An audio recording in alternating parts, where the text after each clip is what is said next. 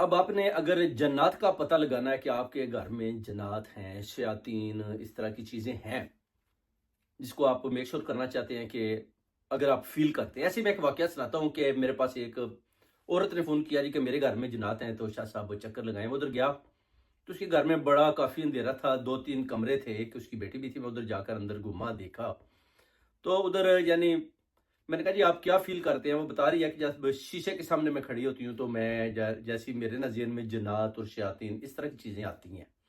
तो डेफ़िनेटली मैंने कहा जी जब आप मिरर के सामने खड़े होकर जन्नात का ज़िक्र करेंगे तो जन्नात आप 2-3 मिनट तक ज़िक्र करेंगे तो जन्नात अगर आपके इर्द-गिर्द नेगेटिव एंटिटी करेंगे तो वो डेफ़िनेटली अगर उधर होंगे तो वो आ जाएँगे। ये तो मैंने कहा ये तो बात बिल्कुल हकीकत है। तो आपने कभी भी मिरर के सामने मैंने कहा नहीं खड़े होकर जिन्नात का ज़िक्र या उनको बुलाने की कोशिश यानी इस तरह के जो है ना वो आपने चीज़ें नहीं